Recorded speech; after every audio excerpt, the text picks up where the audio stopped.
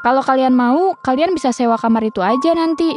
Banyak banget barang berserakan dan ada tumpukan baju segunung. Kayaknya kalau sekamar diisi 5 orang kebanyakan banget deh. Kadang ada satu titik seolah di sana tuh ada mereka.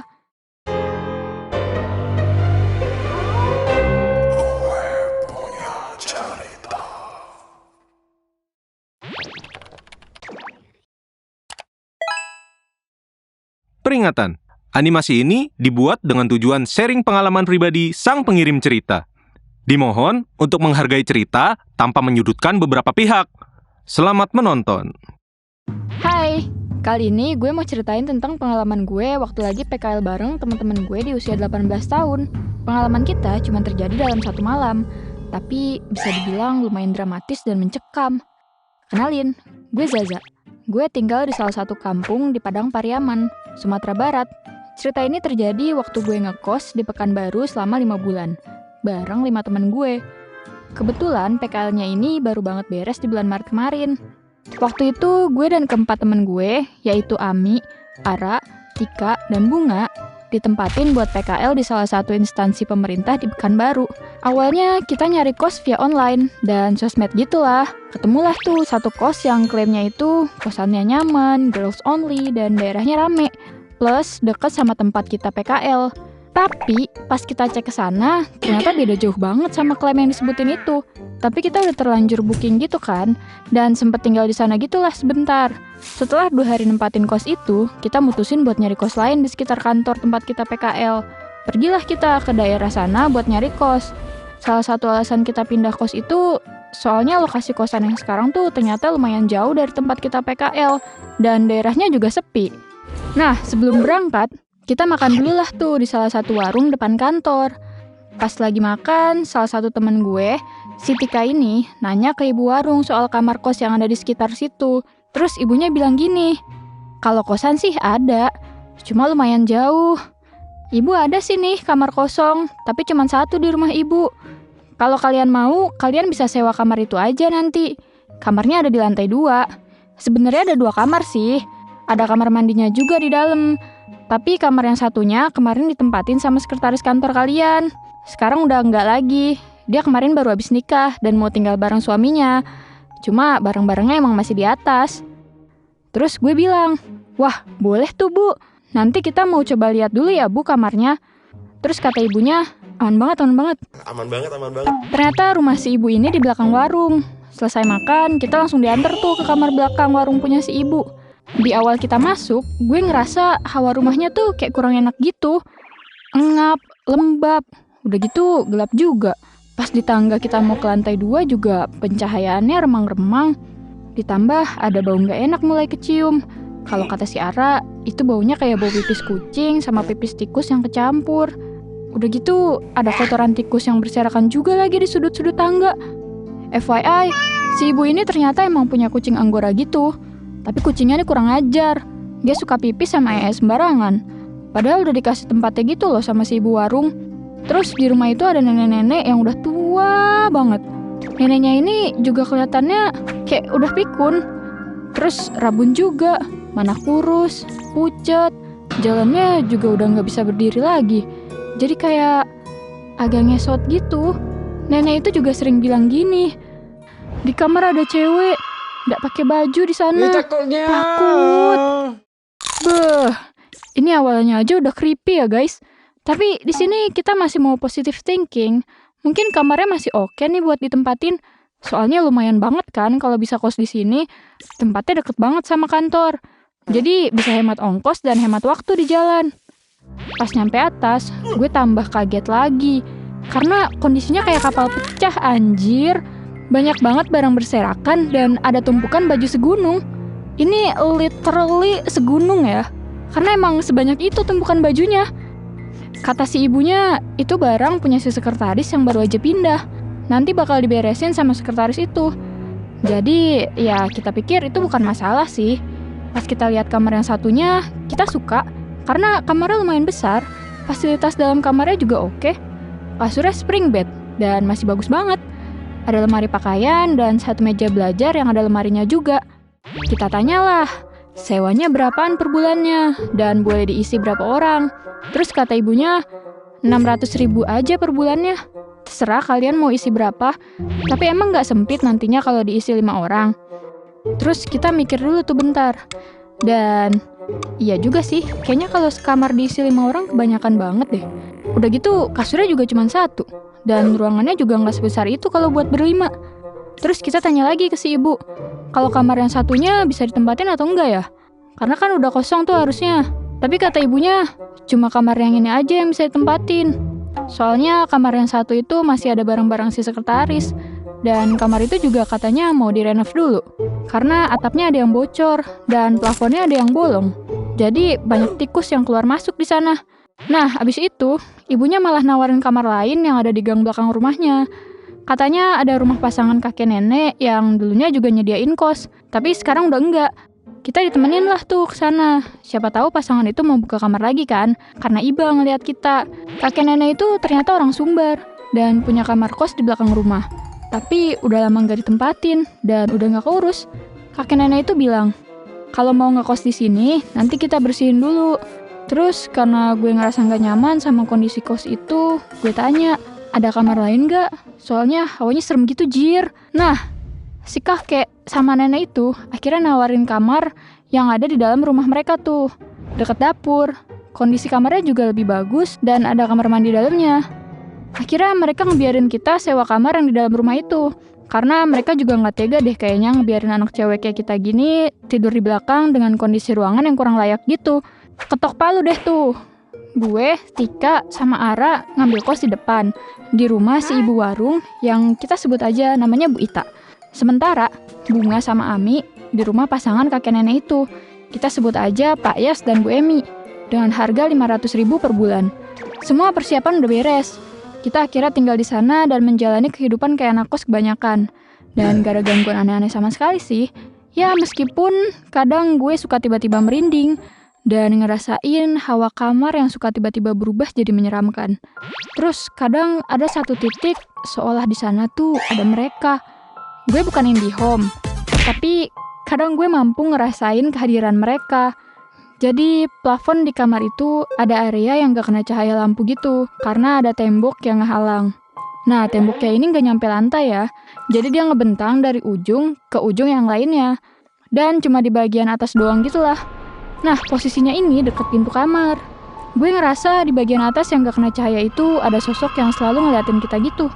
Tapi selama masih aman-aman aja, ya udah, gue cuek aja. Mungkin itu cuma perasaan gue doang juga. Sampai akhirnya di akhir Februari, seminggu sebelum masuk bulan Ramadan, ada kejadian yang bikin heboh semua orang. Jadi waktu itu udah jam 12 malam. Kita bertiga rebahan di kasur. Posisinya gue di paling ujung deket tembok, si Ara di tengah, dan Tika di ujung yang lain deket meja belajar. Gue sama Ara lagi mabar tuh. FF, anjay, bocil FF. Si Tika ini lagi VC sama pacarnya. Mereka kayak lagi debat gitu.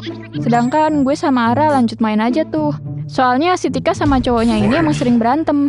Tapi ntar juga balikan lagi, gitu aja terus. Jadi kita ngeliat itu udah biasa. Gak lama gue sadar si Tika udah diem. Gak ada suara lagi dari Tika ataupun si cowoknya ini.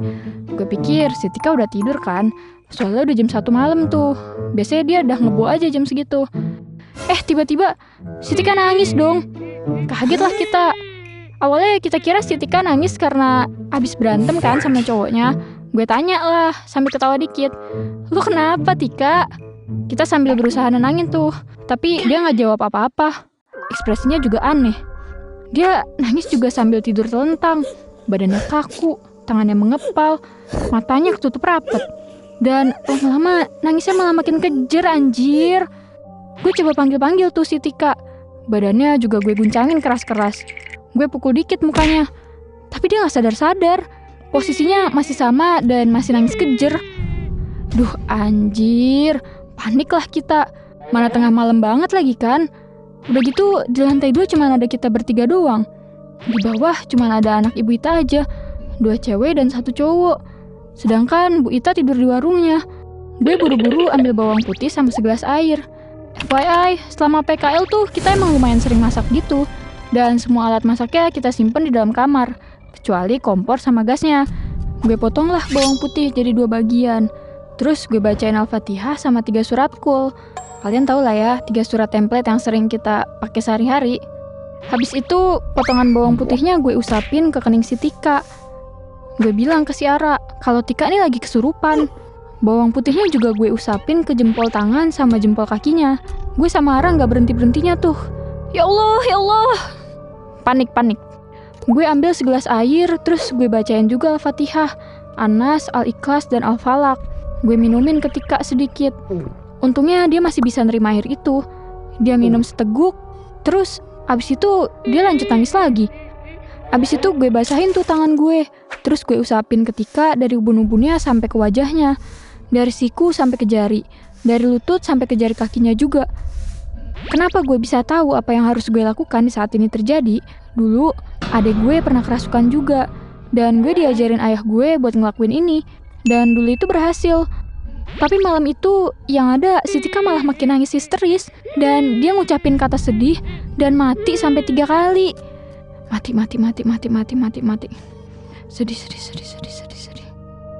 Gue teriak lah sekenceng-kencengnya, manggilin orang rumah sama ibu kos. Berharap ada yang denger, tapi nggak ada anjir.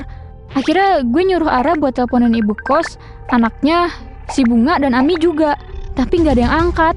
Ya wajar sih, mereka semua pasti lagi pada tidur.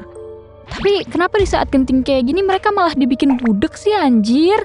Terus nggak tahu kenapa gue dan Ara tiba-tiba ngerasa sedih. Dan kita malah jadi ikutan nangis. Gercep, langsunglah gue telepon ayah dengan kondisi panik dan nangis kejer juga. Untung ayah langsung angkat. Emang deh, ayahku pahlawanku. Gue bilang ke ayah, ya, ini teman kakak kerasukan. Nggak tahu tiba-tiba nangis kejer dianya. Kakak takut. Kakak udah coba pakai cara yang waktu itu ayah ajarin, tapi tetap nggak mempan ya. Gimana dong? Ayah gue bilang, tenang dulu ya kak. Coba kakak baca ayat kursi. Gue jawab, udah ya. Nggak bisa. Nggak mempan. Bentar ya, kakak mau coba pakai murotal dulu. Habis itu gue matiin teleponnya dan langsung setel murotal dari YouTube. Si Tika malah makin histeris dong. FYI, keluarga ayah gue ini emang ada keturunan orang berilmu gitu. Salah satunya emak ayah gue. Tapi beliau katanya udah buang ilmu-ilmunya. Dan ayah gue juga punya kemampuan dalam hal mistis juga katanya. Kayaknya lulusan Hogwarts beliau ini. Gak lama, si Bunga nelpon balik ke si Ara. Nanya kenapa kita nge-spam telepon gitu. Dikasih tau lah sama si Ara kalau kondisi kita tuh lagi genting. Singkat cerita, akhirnya Bunga sama Ami langsung ke kosan kita tuh.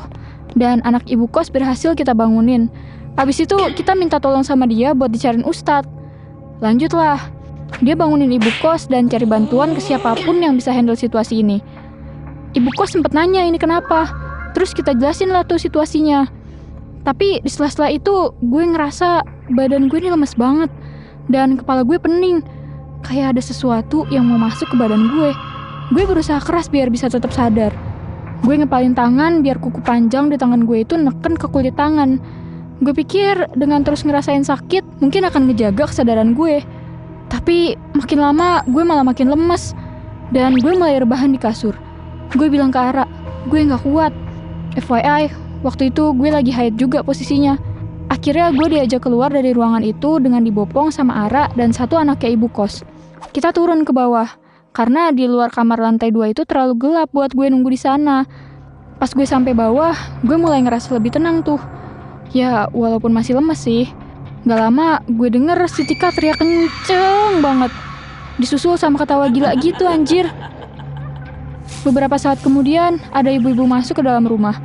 Pas dia ngeliat gue, dia langsung bilang, kamu jangan naik ke atas, kondisi kamu udah terlalu lemah.